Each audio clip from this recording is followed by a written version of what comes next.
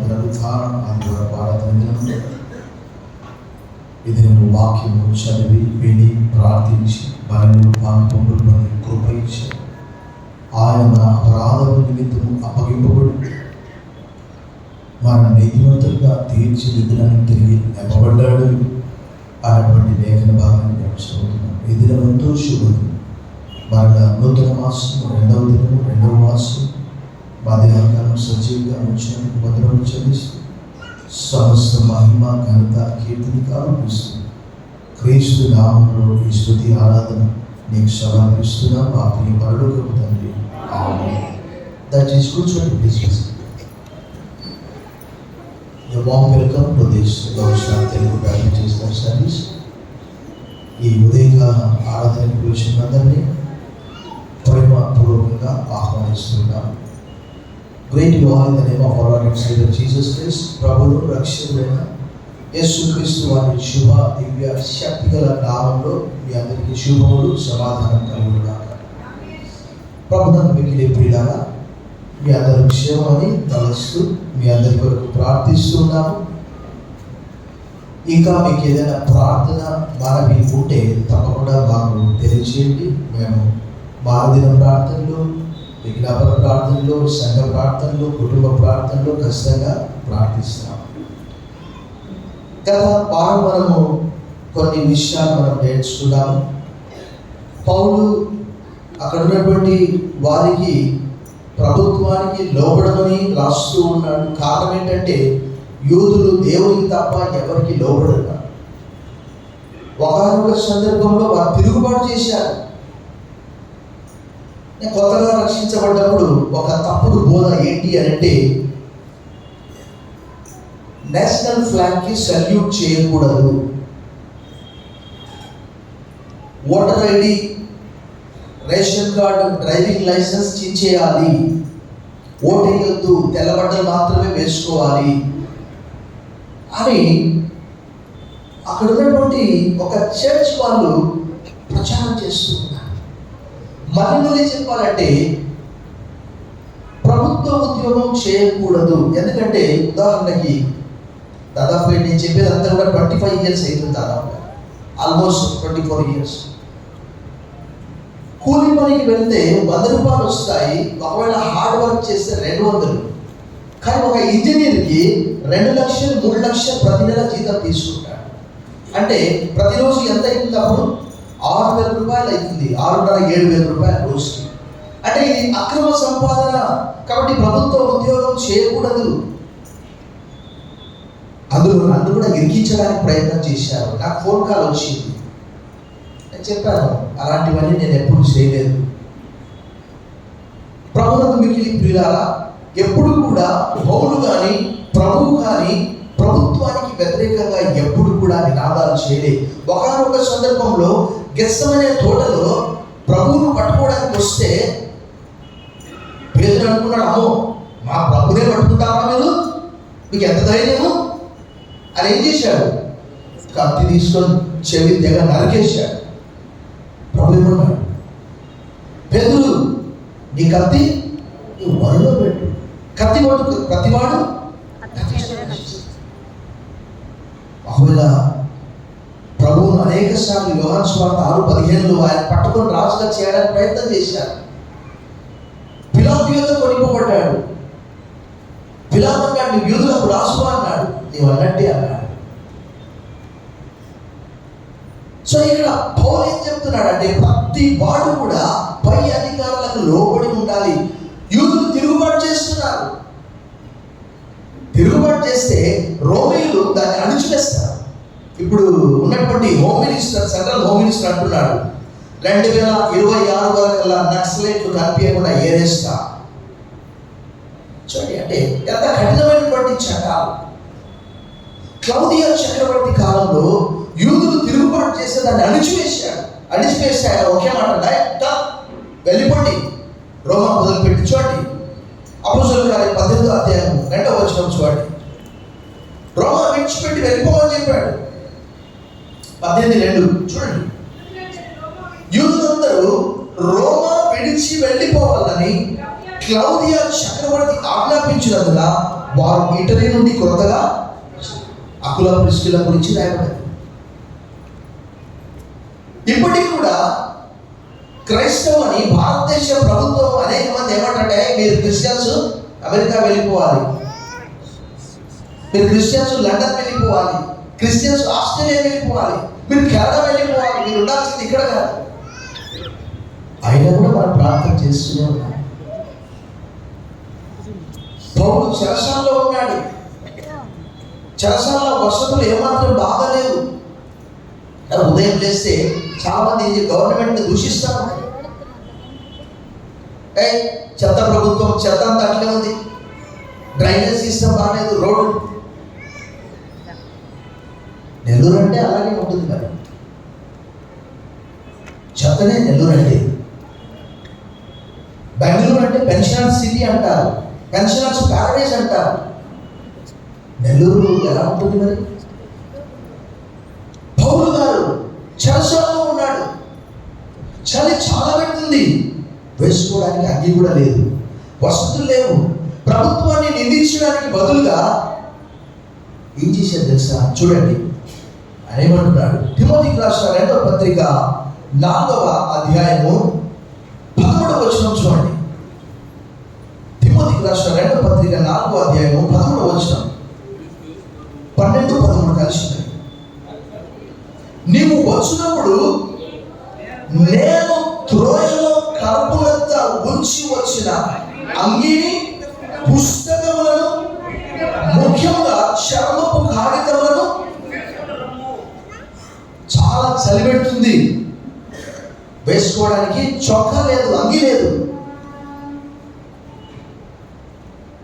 అక్కడ ఒక వ్యక్తికి చెప్తున్నాడు, అయ్యా చాలా చలి పెడుతుంది, నేను గవర్నమెంట్ దూషించట్లేదు, జైలు అధికారులు దూషించట్లేదు, అక్కడ అంగీ ఉంది తీసుకురాడన్నా.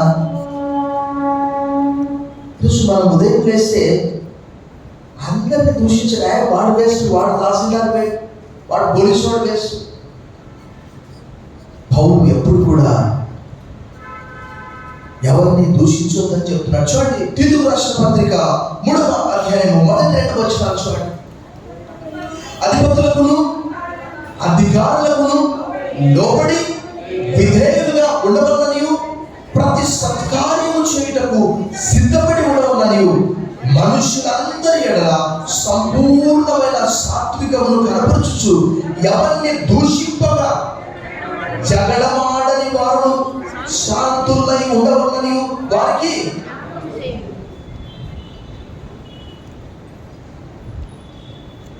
కొత్తగా రక్షించబడ్డప్పుడు మాకు కలిగినటువంటి కష్టం అంతా ఇంత కాదు. ఇటు ప్రభుత్వం ద్వారా కానీ, ఇటు ప్రైవేట్ వ్యక్తుల ద్వారా కానీ మాకు గవర్నమెంట్ బెనిఫిట్స్ ఏం కావు. ఇంటికి వస్తారు, చూస్తారు, సార్ మీకు కారు ఉంది సార్, మీకు రేషన్ కార్డు రాదు, సరే ఓకే.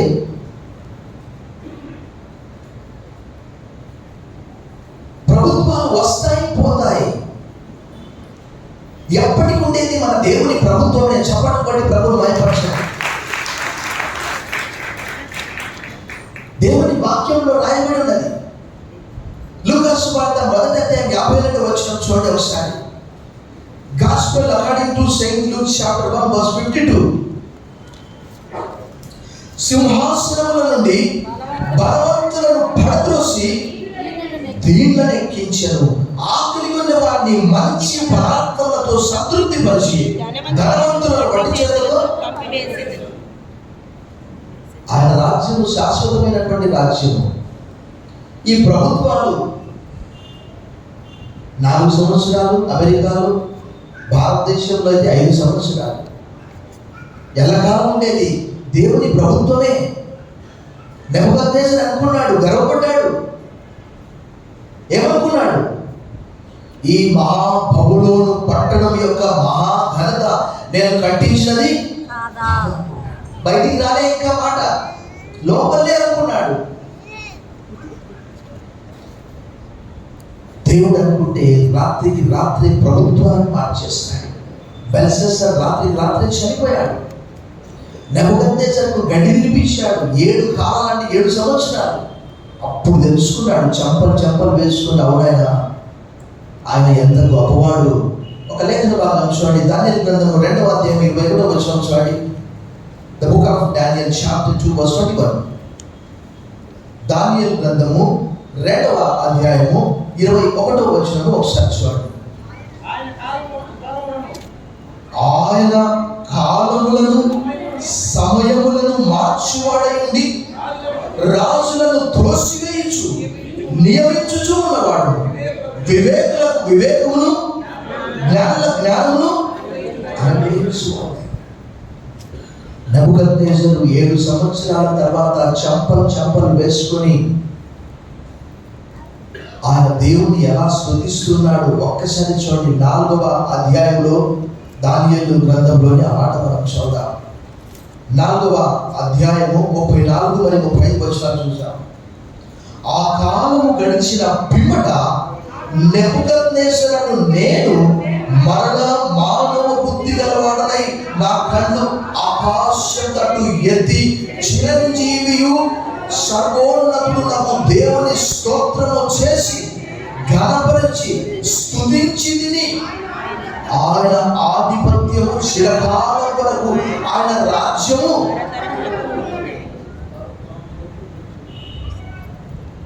సూపర్ పవర్ బాబులోన్ అంటే ఒకనొకప్పుడు అష్షూరు పెట్టకుప్పలాగా చేసేసాడు. నహూము గ్రంథం చూస్తే మీకు తెలుస్తుంది. బాబులోన్ ఏం చేశాడు? ఇప్పుడున్నటువంటి ఇరాక్ సమీపంలో పెట్టకుప్ప అయిపోయింది. అష్షూరు పెట్టకుప్ప అయిపోయింది. రోమ్ ఏమైపోయింది? అంతర్గత కలహాలతో రోమా సామ్రాజ్యం కూలిపోయింది. గ్రీకు సామ్రాజ్యం ఏమైపోయింది? ద గ్రేట్ అలెగ్జాండర్ ప్రపంచాన్ని జయించాడు. చాలా మంది చాలా కథలు చెప్తూ ఉంటారు. యెరూషలేం మీద కూడా దండెత్తి దాడి చేయడానికి వచ్చాడట. దూరం నుంచి చూసి నమస్కారం చేసి వెళ్ళిపోయాడట. ప్రభునందు మిక్కిలి ప్రియులారా, ఈ ప్రభుత్వాలు వస్తూ ఉంటాయి. మనకు డ్యూయల్ సిటిజన్షిప్ ఉంటుంది. Hour citizenship is in heaven. మన పౌరసత్వము పరలోకమందు ఉన్నది. అక్కడి నుండి మన రక్షకుడైన క్రీస్తును మనం కనిపెట్టుకొని ఉన్నామని పౌలు తెలియజేస్తున్నాడు ఫిలిప్పీ 3:20. ఇక్కడ కూడా మనకు కావాలి. ఇక్కడ మనకు ఆధార్ కార్డు కావాలి, పాన్ కార్డు కావాలి, డ్రైవింగ్ లైసెన్స్ కావాలి, పాస్పోర్ట్ కావాలి, కొంతమందికి రేషన్ కార్డు కూడా ఉంటుంది. ఖచ్చితంగా వాటిలో ఏవైనా కొన్ని ఉంచుకోవాలి. ప్రభుత్వాలు భౌతికమైనటువంటివి, పరలోక పౌరసత్వం ఆధ్యాత్మిక సంబంధమైనటువంటిది. ఈ కట్టడలన్నీ కూడా దేవుడే నియమించాడు. ఎందుకంటే ఆల్వేస్ రైట్ లెఫ్ట్ సైడ్ అంటే నెల్లూరులో మాత్రం ఆల్వేస్ రైట్ సైడ్. ఎల్లప్పుడూ ఎడమ వైపున వాహనం నడపాలంటే ఇక్కడ ఎలా నడుపుతారు? కుడి వైపు నడుపుతారు. రాంగ్ రూట్ లో వెళ్ళడం నా జన్మ హక్కు. మరి యాక్సిడెంట్ అయితే ఆ హక్కు నీకే. అందుకే పేతురు అంటాడు, ఏమంటాడంటే మనుష్యులు నియమించు ప్రతి కట్టడము ప్రభు నిమిత్తమై లోబడి ఉండండి. తీసుకుపోయి లోపలేస్తాడని కాదు, మనస్సాక్షి కొరకు ఆ ఆజ్ఞకు భయపడండి. మన మనస్సాక్షి ఉన్నది, మంచి చెడు. చూడండి పేతురు అంటున్నాడు, ఏమంటున్నాడు చూడండి. పేతురు రాసిన మొదటి పత్రిక 2వ అధ్యాయం ఒకసారి చూడండి. పేతురు రాసిన మొదటి పత్రిక 2వ అధ్యాయంలో పేతురు ఏమంటున్నాడు చూడండి. 2వ అధ్యాయము 13వ వచనం. మనుష్యులు నియమించు ప్రతి కట్టడమును ప్రభు నిమిత్తం మీరు లోబడి ఉండండి అయ్యా. రాజు అందరికీ అధిపతి అయ్యు, నాయకులు దుర్మార్గులకు ప్రతిదండన చేయటము, సన్మార్గులకు మెప్పు కలుగుటము, రాజు వల్ల పంపబడిన వారి వారికి ఏలనగా మీరు యుక్త ప్రవర్తన గలవారై అంటే మేలు చేయవారై అజ్ఞానంగా మాట్లాడు వారి మూర్ఖుల నోరుట. అంటే గవర్నమెంట్ నియమించేది దేవుడే. ఒకవేళ సరే ప్రజలకు వ్యతిరేకంగా కూడా చేయవచ్చు, దేవునికి వ్యతిరేకంగా. కానీ ఒక విషయం ఏంటంటే, చరిత్రలో రోమా సామ్రాజ్యము 324 లేక 25 సంవత్సరాలు క్రైస్తవులను ఎంత హింసించారో మనందరికీ తెలుసు. ఆ ప్రభుత్వమే ఒకనొక దినంన కాన్స్టంటైన్ అనే ఒక చక్రవర్తి యుద్ధానికి వెళ్తూ ఉన్నాడు. ఒకే సామ్రాజ్యంలో 2 చక్రవర్తులు ఉన్నారు. ఆయన అనుకున్నాడు యుద్ధానికి వెళ్తున్నాడు. తల్లికి చెప్పాడు. తల్లి అప్పటికే క్రిస్టియన్ అయిపోయింది. అమ్మ నా కొరకు ప్రార్థన చేయని, యుద్ధానికి వెళ్తూ ఉన్నాను.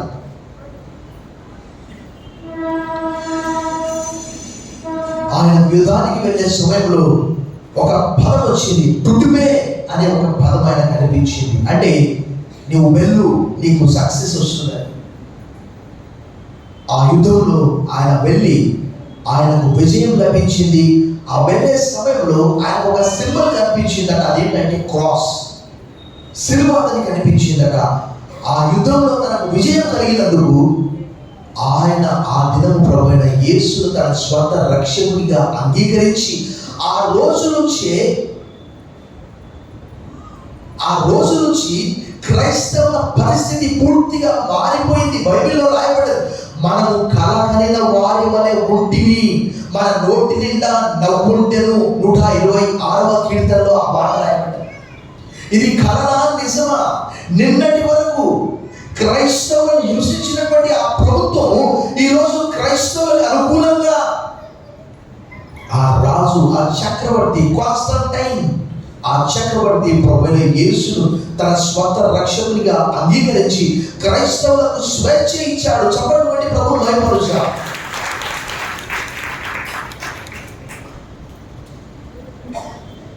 ప్రభుత్వాన్ని మార్చే శక్తి దేవునికి ఉంటున్నది. ప్రభునందు మిక్కిలి ప్రియులారా, యేసు ప్రభు వారు ఎప్పుడు కూడా ప్రభుత్వాన్ని వ్యతిరేకించలే. పౌలు గారు కూడా వ్యతిరేకించలే. ఆయన చెరసాలలో ఉన్నాడు, చలిపెడుతుంది. ప్రభుత్వాన్ని దూషించడానికి బదులుగా ఆయన ఒకే ఒక మాట అన్నాడు, ఈ సువార్త వ్యాప్తి చెందడానికే ఈ బంధకాలు నాకు తిమోతి.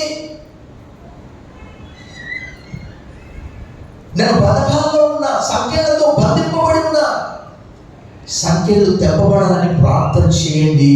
చూడండి, ఒకనొక సందర్భంలో ఆయన చెప్పే మాట చాలా చోట్ల చెప్తాడు. ముఖ్యంగా కొలస్సీలకు రాసిన పత్రికలోని ఒక మాట మనం చూసాం. కొలస్సీలకు రాసిన పత్రికలోని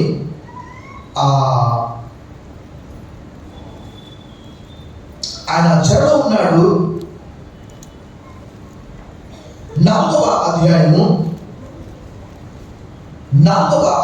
2-3 వచనాలు కలిసి ఉన్నది. అక్కడ ప్రార్థన యందు నిలకడగా ఉండి కృతజ్ఞతల వాగ్దానాన్ని మెలుగుగా ఉండి మరియు నేను బంధకములలో ఉంచబడకు కారణమైన క్రీస్తు మర్మమును గూర్చి నేను బోధింపవలసిన విధముగానే ఆ మర్మమును వెల్లడిపరిచినట్లు వాక్యము చెప్పుటకు అనుకూలమైన సమయము దేవుడు దయచేయమని మా కొరకు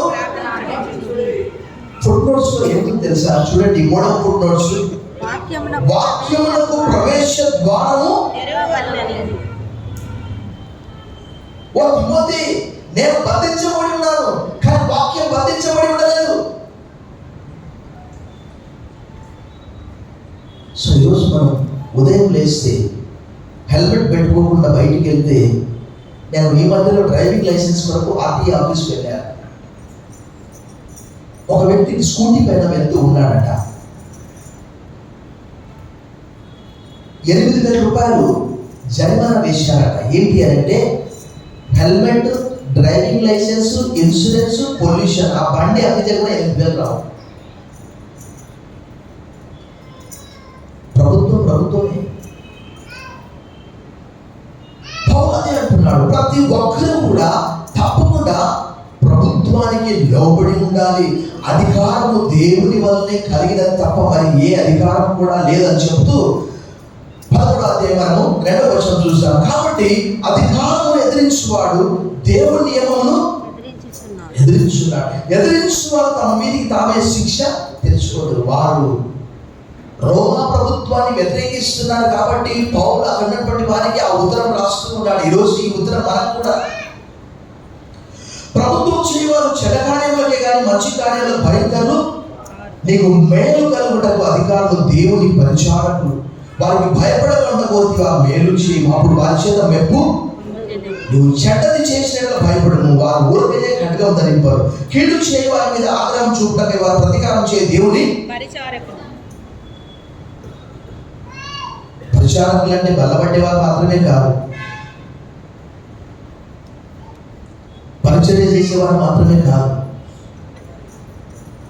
ప్రభుత్వ ఉద్యోగులను కూడా, ప్రభుత్వ అధికారులను కూడా ఆయన ఏమంటున్నాడు? దేవుని పరిచారకులని చెప్తున్నాడు, దేవుని సేవకులని చెప్తున్నాడు. నిజమే కదా? God can do justice through the authorities. నిజమే. కొంతమంది ఒక క్రైమ్ జరిగినప్పుడు అవన్నీ కూడా ఎవిడెన్సెస్ సేకరించి కోర్టులో సబ్మిట్ చేస్తేనే ఎవరైతే అక్కడ కల్పిట్ ఉన్నాడో, నేరం చేసినటువంటి వారు ఉన్నారు, వారికి తగినటువంటి శిక్ష పడుతుంది. ఇదంతా చేసేది ఒక అధికారి కదా. అధికారులతో దేవుడు ఉన్నాడు. పోనీ మన ఇంట్లో ఏదైనా దొంగతనం అయిందా, లేదా మనం ఎక్కడైనా ఊరెళ్తున్నామా, వాళ్ళకు చెప్పి వెళ్ళాలి. అప్పుడు దొంగతనం అయితే కూడా వాళ్ళు బాధ్యులుగా ఉంటారు, మానిటరింగ్ చేస్తారు, సీసీ కెమెరాస్ పెడతారు.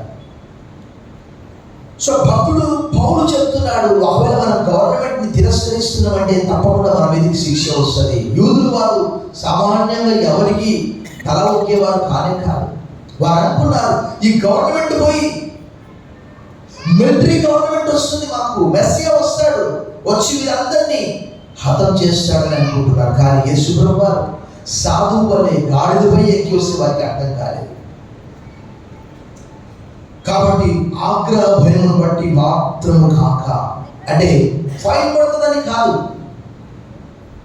నీ మనస్సాక్షిని బట్టి పౌలు అంటున్నాడు, మనస్సాక్షిని బట్టి లోబడి ఉంటా అవశ్యకం. ఎందుకంటే ప్రభు ఎప్పుడు కూడా, గత వారం నేను చెప్పాను, సర్వ సృష్టికర్త, ఆయన మహిమనంతా కూడా విడిచిపెట్టి వచ్చాడు. చాలా సందర్భాల్లో చెప్పాను, ఏమయ్యా మీ బోధకుడు పన్ను కట్టడా? శోధించాను పరిచయులు, ఎందుకంటే ఇరికిస్తామని. అప్పుడు కానీ లోక గవర్నమెంట్ చేత దెబ్బలు కొట్టియాలని యేసు ప్రభు ఏం చేశాడు? చూపియండి, దేనాలను చూపించండి. లూకా 20:25లో ఉంది, మత్తయి సువార్త 22:16-17లో కూడా ఒక దేనాలను చూపియండి అన్నాడు. దేనాలను చూపిస్తే దాని పైన ఎవరిదంటే ఏమన్నాడు? కైసర్. అంటే కైసర్కి వంటి దేవుడి. పన్ను కట్టే విషయంలో కూడా మత్తయి సువార్త 17వ గత వారం నేను చెప్పాను. ఏం చేశాడు ప్రభు? పేతురుకి చెప్పి సముద్రంలో వల వేసి గాల వేసి ఒక షెకెల్ వస్తే చేప నోట్లు, అరశెకెల్ నీ కొరకు, అరశెకెల్ పన్ను కట్టుకో. చూడండి, అది చదివి మనం ముగిస్తాం. మన 6వ వచనం, ఏలయనగా వారు దేవుని సేవకులై ఉండి ఎల్లప్పుడూ ఈ సేవ ఎందే పని చూసారా? మరలా అంటున్నాడు, దేవుని సేవకులు అంటున్నాడు. నీకు లైఫ్ సర్టిఫికేట్ కావాలంటే సంవత్సరానికి ఒకసారి ఎవరి దగ్గరికి వెళ్తావా? పాస్టర్ దగ్గరికి వెళ్తావా? సంఘ పెద్దల దగ్గరికి వెళ్తావా? ఎవరి దగ్గరికి వెళ్ళాలి? నాకు పెన్షనర్స్ ఉన్నారు కదా, ఎవరి దగ్గరికి వెళ్తారు? దేవప్రసాద్ సార్ ఎవరి దగ్గరికి వెళ్తారు? లైఫ్ సర్టిఫికేట్ కొరకు ఎవరి దగ్గరికి వెళ్తారు? తహసీల్దార్, లేకపోతే ఎస్టీఓ, లేక ఇంకా ఎవరైనా గవర్నమెంట్ అథారిటీస్ దగ్గరికి. అంటే లైఫ్ సర్టిఫికేట్ అంటే ఏంటి? నీవు బ్రతికే ఉన్నావు కాబట్టి పెన్షన్ తీసుకుంటున్నావు. ఆ లైఫ్ సర్టిఫికేట్ ఉంటేనే నీకు పెన్షన్స్. ఎందుకంటే చచ్చిపోయిన తర్వాత విత్డ్రా చేస్తూ ఉంటారు. అలాంటి తతంగం భారతదేశంలో జరుగుతుంది. సో వాళ్ళు నీకు మేలు చేయడానికి దేవుని పరిచారకులు, దేవుని సేవకులు. కాబట్టి మనం ఏ దేశంలో ఉన్నా, ప్రపంచంలో ఏ దేశంలో ఉన్నప్పటికీ కూడా ఖచ్చితంగా వారు అమలు చేసే చట్టాలన్నీ కూడా మన మంచి కొరకే. 7వ వచనం చదివి మనం ముగిస్తాం. ఇందుకే కదా మీరు పన్ను కూడా చెల్లించుచున్నారు. కాబట్టి ఎవరికి పన్ను వారికి పన్ను, ఎవరికి సుంకము వారికి సుంకమును చెల్లించుడి. ఎవరికైనా భయపడవలెనో వారి భయమును, ఎవరికైనా సన్మానం వల్ల వారి సన్మానము కలిగి అందరికీ వారి వారి రుణములను. ఇదంతా కూడా సైకిల్. మనం ఇచ్చే ట్యాక్సెస్, మనం కట్టే పనులన్నీ కూడా మరలా మనకు డెవలప్మెంట్ కింద వస్తూ ఉన్నాయి. సపోజ్ ఉదాహరణగా అనుకుందాం, మనం క్రైస్తవులు ఏ పన్ను కట్టరా అంటే ఎవరికి అవమానం? దేవుడికే కదా. పౌలు అంటున్నాడు కదా అక్కడ రోమా 2:24 ఏమన్నాడు? మిమ్మల్ని బట్టియే కదా అన్యజనుల మధ్యలో నా నామము. క్రిస్టియన్స్ వాళ్ళ బెనిఫిట్స్ కావాలి కానీ ట్యాక్స్ మాత్రము. కొంతమంది ట్యాక్స్ ఎగ్జెంప్షన్ కొరకు అన్ని తప్పుడు ధ్రువపత్రాలు సమర్పిస్తూ ఉంటారు. పిల్లలు చదువుకుంటూ ఉన్నారని, హౌసింగ్ లోన్ అని. ఎంత నేరం కదా. ఒక్కసారి నీ మనస్సాక్షితో నువ్వు చెప్పగలవా అలా తప్పించుకుంటున్నావు? కానీ అదే రోమపత్రిక 14:12 ప్రభు ఏమన్నాడు? ప్రతి వాడు తన స్వంత లెక్క అప్పగించుకోవాలి. గవర్నమెంట్ మోసం చేస్తావు, దేవుని మోసం చేయగలవా? అది ఏదో ఒక రూపంలో నీకు అనారోగ్యమై నీ పోయి హాస్పిటల్లో పడతావు. చెప్తుంటారు చాలా మంది, చేసిన పాపం ఊరికే పోదని. కాబట్టి ప్రభునందు మిక్కిలి ప్రియులారా, మనం ఈ లోకంలో ఉన్నప్పుడు మనకు డ్యూయల్ సిటిజన్షిప్ ఉన్నది. విదేశాలకు వెళ్ళాలంటే పాస్పోర్ట్ కావాలి, అప్లై చేసుకోవాలి. నువ్వు ఇండియన్ వా కాదని వారు విచారిస్తారు, ఎంక్వైరీ చేస్తారు. మీ పైన ఏమైనా కేసులు ఉన్నాయా? అప్పుడు ఒకవేళ క్లియర్గా ఉంటే నీకు పాస్పోర్ట్ ఇస్తారు, లేకపోతే పాస్పోర్ట్ రాదు. ఏదైనప్పటికీ కూడా సో పౌలు అంటున్నాడు, ప్రభు కూడా చెప్పాడు, ప్రభు ఎప్పుడు కూడా ఎవరిని కూడా తిరస్కరించలేదు. రోమా ప్రభుత్వ సమయంలో మనందరికీ తెలుసు, యోహాను సహోదరుడైన యాకోబును అపోస్తలుల కార్యంలో చంపేశారు. బాప్తిజం ఇచ్చి యోహాను ఏం చేశాడు? ఎంత భయంకరమైనటువంటి నాయకులు! ఒక హేరోదు ఎలాంటి వాడు, ఒక పిలాతు ఎలాంటి వాడు, ఒక క్లౌదియా చక్రవర్తి ఎలాంటి వాడు. అందరూ కూడా రోమా విడిచిపెట్టి వెళ్ళిపోమని చెప్పాడు. అయినప్పటికీ కూడా చివరి మాట చదివినట్టు ఇస్తారు. చూడండి, తిమోతికి రాసిన 1వ పత్రిక 2వ అధ్యాయంలో పౌలు చెప్పే ఈ మాట చూడండి. తిమోతికి రాసిన 1వ పత్రిక 2వ అధ్యాయం, మనము సంపూర్ణ భక్తియు మాన్యతయు కలిగి నెమ్మదిగాను సుఖముగాను బ్రతుకు నిమిత్తం అన్నిటికంటే ముఖ్యంగా మనుషులందరి కొరకును, రాజుల కొరకును, అధికారులందరి కొరకును విజ్ఞాపనములను, ప్రార్థనలను, యాచనలను, కృతజ్ఞతా స్తుతులు చేయవాలని ఇది మంచిదియు మన రక్షకుడగు దేవుని దృష్టికి అనుకూలమైనది ఉన్నది. ఎక్కడున్నప్పటికీ ఆ గవర్నమెంట్ కొరకు ప్రార్థన చేయాలి. కొంతమంది కొన్ని చోట్ల నేను వెళ్తూ ఉంటే కొంతమంది చెప్తే నాకు ఆశ్చర్యం అనిపిస్తుంది. సార్, ఈ గవర్నమెంట్ పోవాలని నేను ప్రార్థన చేస్తున్నా సార్. నీ చేతిలో ఉందమ్మా, నీవు ప్రార్థన చేసి దేవుడు వింటాడా? ఆ రోజు దేవుని ప్రజలు బబులోనికి వెళ్తే ఏమన్నాడు చెప్పండి? ఏమన్నాడు దేవుడు? బబులోని యొక్క క్షేమం కొరకు ప్రార్థన చేయండి. బబులోని క్షేమమే మీ క్షేమం.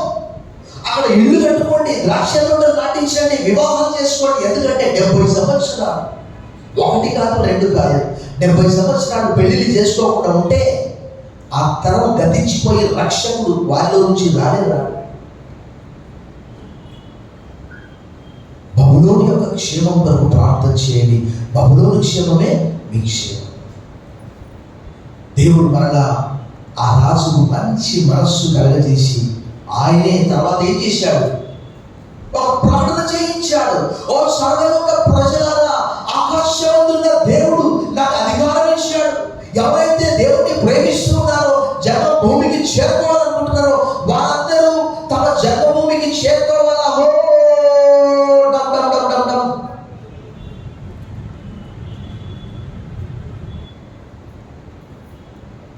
ఆయనే పంపించాడు, ఆయనే మరలా జన్మభూమికి వారిని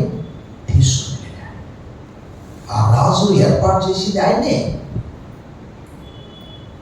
దేవుడు ఎవరైనా వాడుకుంటాడు. కోరేస్తూ అన్నాడు, ఆయన నా సేవకుడు, నేను అతను చేయి పట్టుకుని ఉన్నాను అన్నాడు. 44 చివరిలో 45 మొదటి వచనంలో వేసే కదా. కాబట్టి ప్రభునందు మిక్కిలి ప్రియులారా, మంచి పౌరులుగా, భారతదేశ పౌరులుగా, నిజంగా నేను చిన్నప్పుడు ముందుకెళ్ళి ప్లేట్ చెప్పేవాళ్ళు. ఏమని చెప్పి, India is my country, all Indians are my brothers and sisters. భలే చెప్పేవాళ్ళయ్యా. బస్సులో సీట్ ఏమంటే బ్రదర్స్ ఎక్కడ, సిస్టర్స్ ఎక్కడ? ఇది నా సీట్, నేను పట్టుకున్నా. ప్రభువును మిక్కిలి ప్రియులారా, మన విదేశంలో ఉన్నాము. ప్రభువును బట్టి, మనస్సాక్షిని బట్టి ప్రభుత్వం వారు నియమించే చట్టాలన్నిటికీ మనం లోబడి వారి కొరకు ప్రార్థించాలి. వారు నిరంతరం మన కొరకే పనిచేస్తూ ఉన్నారు. డెత్ సర్టిఫికేట్ కావాలంటే, బర్త్ సర్టిఫికేట్ కావాలంటే ఖచ్చితంగా వారి సహాయం తీసుకోవాలి. చర్చిలో ఇచ్చేది నడవదు, సంఘ పెద్దలు ఇచ్చేది నడవదు, పాస్టర్ గారు ఇచ్చేది అసలే. కాబట్టి ఒక్కసారి మన పౌలు గారి మాటల ద్వారా ఆ చట్టాలన్నీ కూడా మన కొరకి అని మనం తలచి వాటికి లోబడి జీవించి, సంఘం అంటే, క్రైస్తవ సంఘం అంటే లోకానికి ఒక విద్యుత్ శక్తిని అందించే విద్యుత్ శక్తి కేంద్రం, సబ్స్టేషన్. మీరు లోకమునకు ఉప్పై ఉన్నారు, వెలుగై ఉన్నారు. కొండ మీద పట్టణము తలకు వచ్చినట్టు ప్రార్థన చేశాం. సర్వశక్తి గల దేవా, ఈ ఉదయకాలము రోమిలకు రాసిన పత్రిక 13వ అధ్యాయం ద్వారా మాకు తెలియజేసిన మంచి ఆధ్యాత్మిక సంబంధమైన విషయాలను బట్టి వందనాలు చెల్లిస్తూ, మేము ఈ లోకంలో జీవిస్తూ ఉన్నప్పుడు వాటన్నింటినీ గైకొని నిన్ను మాయపరచి పరలోక పౌరులుగా, భూలోక పౌరులుగా జీవించడం సహాయం చేయాలి. యేసు నామములో ప్రార్థిస్తున్నాం తండ్రి. ఆమేన్.